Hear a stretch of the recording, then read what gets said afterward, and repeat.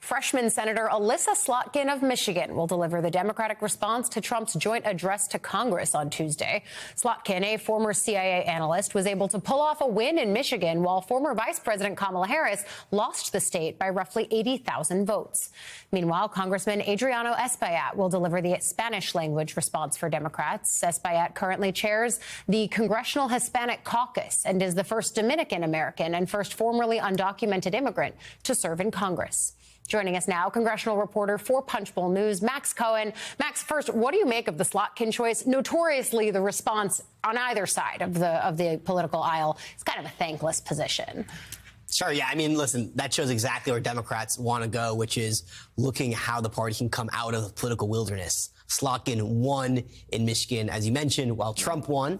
And many in the base are saying, how can we win back these seats? What message works to win over Trump voters, even in states where Democrats have struggled? So she'll give an economic message, we believe, to say, look, Democrats need to return to their roots as a working class party and also build bridges, a bipartisan message as Republicans control all of Washington, how they can assert their power. Yeah, Slotkin, one of those fascinating circumstances, but also the same with Gallego, with Cortez Masto out in Nevada, Gallego, of course, in Arizona, where they managed to win their Senate races, but Trump, of course, took their state overall in the presidential. Is that something that's informing how the party is thinking about its rising stars, or is it also people like Brian Schatz and Chris Murphy who have been very vocal and to varying degrees successfully so in this Trump environment now? Yeah. I think there's an incredible mix happening right now. Some in the base want their party leaders to be as aggressive as possible in combating Trump. And I think that's kind of the Murphy Schatz angle you just mentioned.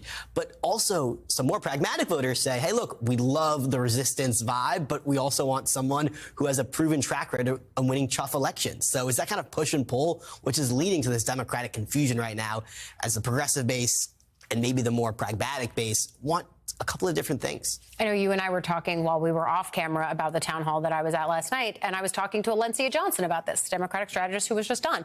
There is palpable frustration from Democrats that they're not doing enough, and at the same time, at least those in Congress are pretty hamstrung by being in the minority. Is there anyone who people see as rising above that as you're talking to strategists and others putting together this Rising Stars list? Yeah, I think it's a good question because there is not much they can do, and that's what they're reminding voters almost at every turn. I think Brian Schatz is someone, it's important to note, actually is doing something. Yeah. He said right after Trump was trying to dismantle USAID, the Hawaii Democrats said, I'm going to place a hold on every single foreign policy nomination and make Trump work to get these nominees across the finish line. So he's using his leverage in the Senate, which every individual senator has that right. Remember, Tommy Tuberville did a similar thing with the Feds nominations.